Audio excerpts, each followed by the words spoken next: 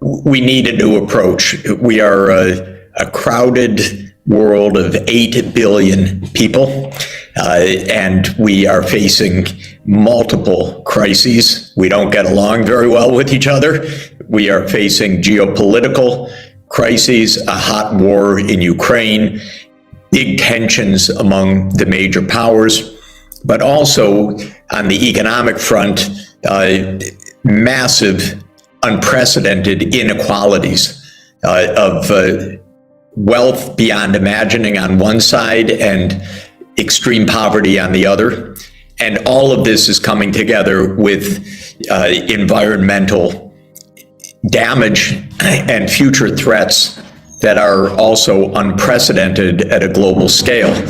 After all, 8 billion people, average output per person, depending on how you measure it, somewhere between $10,000 and $20,000 per person, again, with measurement issues. But in any event, that's a big world economy.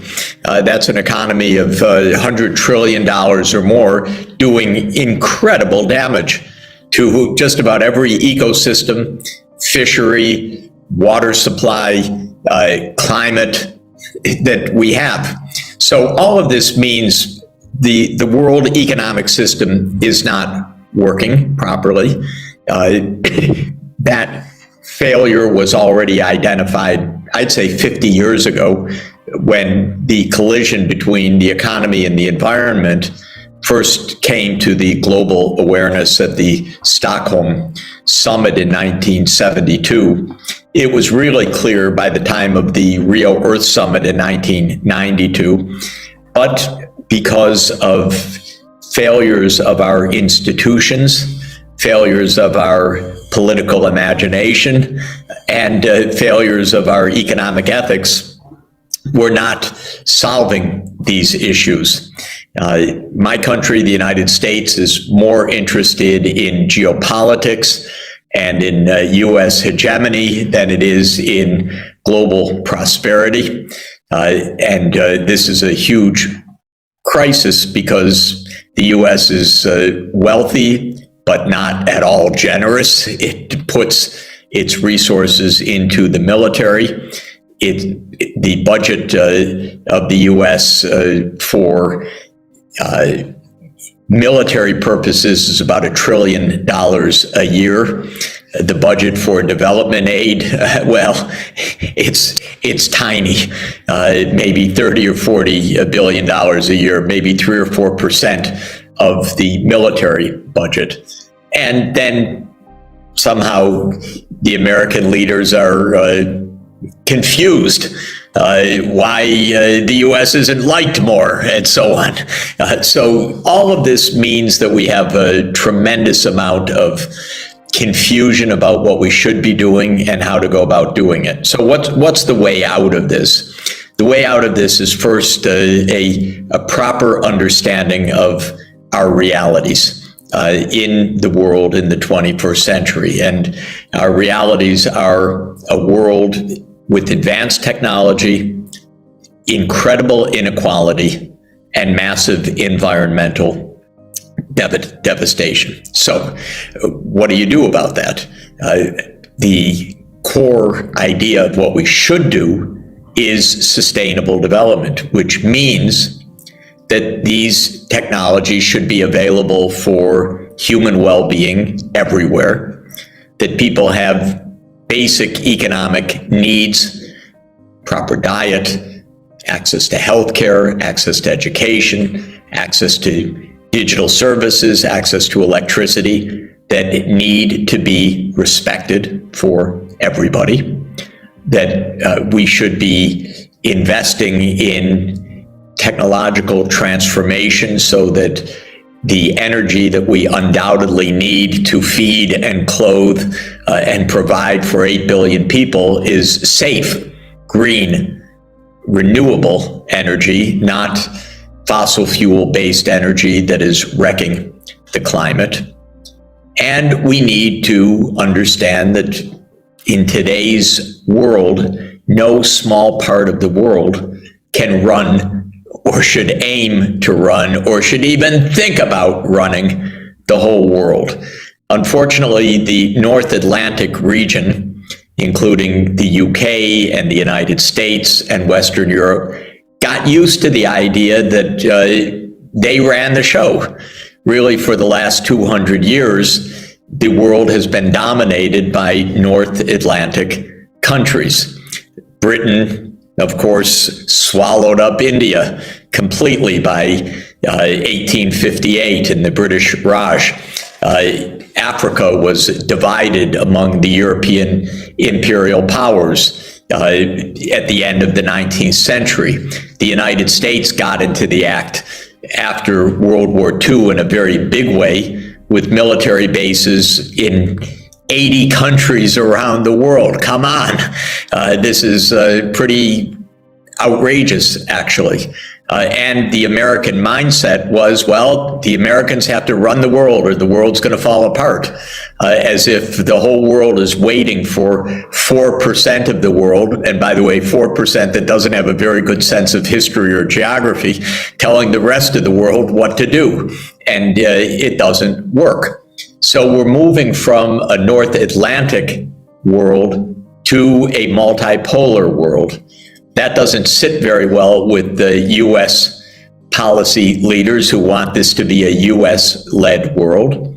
But we should also be clear, we've got lots of tensions all over the world, and some of them have nothing to do with the United States. Some of them just have to do with the interactions of other countries. And this is also extremely dangerous. We need India and China cooperating, really cooperating, not as antagonists, but as two giants that are cooperating with each other. We need both cooperating with the African Union, and not the African Union as some fringe in the world, but as a region that has 1.4 billion people, almost exactly the same number as in India and in China. But Africa has been marginalized for hundreds of years by the major powers: slave trade, imperial rule, continued poverty. This is not acceptable either. So my view is sustainable development, multipolarity, global cooperation, and investing properly in our future. And I think that there are a few key pillars of this that I would emphasize. One is that, unlike governance of the past, we actually need quality governance, governments that know what they're doing and that can think ahead and look ahead for 20 or 30 years. The energy transformation, for example, isn't something you accomplish in a year or two. It requires 30-year forward thinking to decarbonize the energy system. That's a big, complicated challenge. It's not going to be accomplished by the market. It's going to be accomplished by public policy combined with market forces, but led by public policy. But governments need to understand the challenge and how to proceed. So this is one point. Second, solutions are going to require trans-boundary cooperation. Neighbors need to cooperate with each other.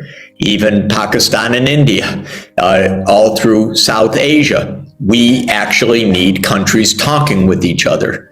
We need to put aside ancient enmities and get onto practicalities.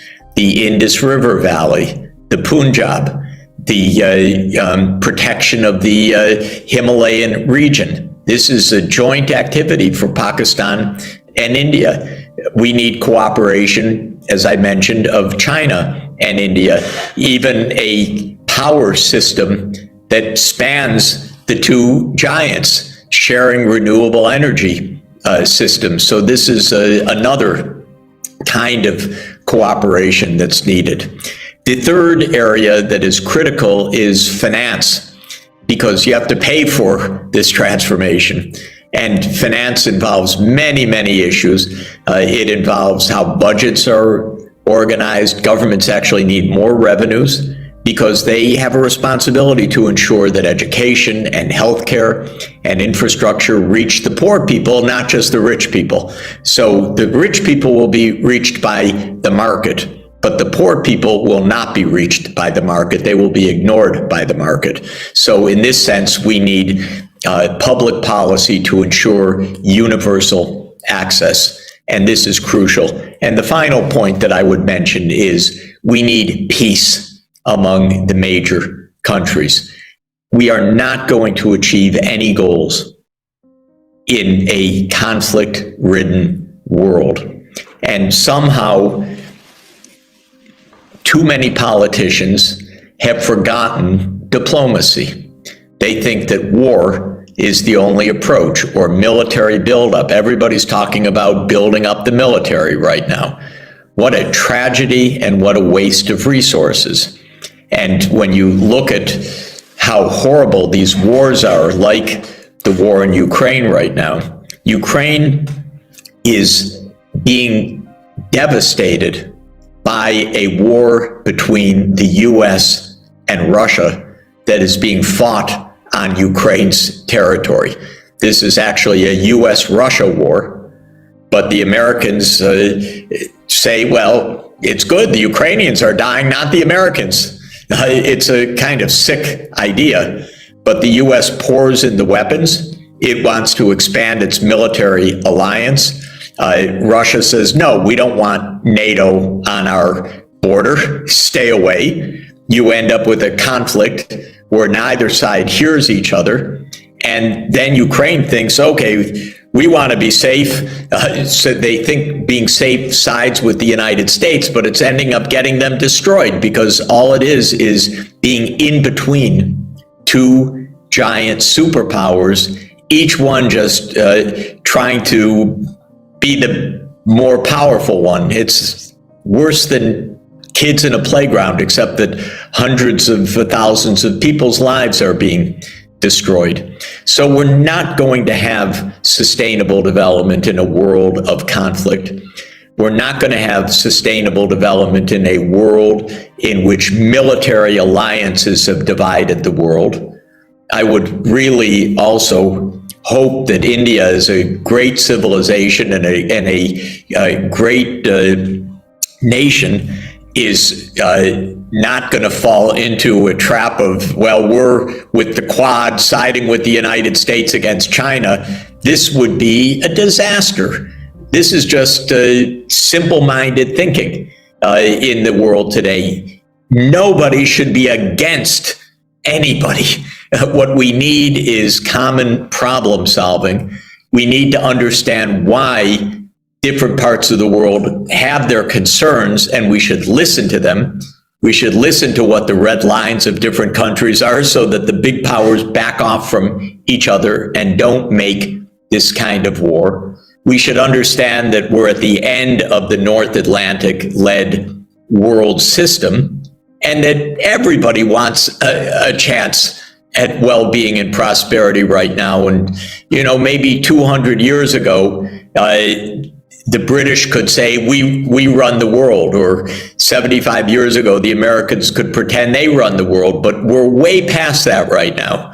We're in a world where people are literate, they have access to information, they want their say, they want a world that is fair for everybody. So this is what the ethics of the 21st century are, that we should have shared prosperity, peace through diplomacy, rather than military alliances and wars, a long-term perspective because we have long-term complicated challenges, and cooperation, especially between neighbors, because it's neighbors that share rivers, it's neighbors that share ecosystems, it's neighbors that share coastal waterways, it's neighbors that can trade with each other at the lowest cost. So we need global cooperation, but we especially need strong regions, and to end the old conflicts, because we face bigger challenges in the 21st century.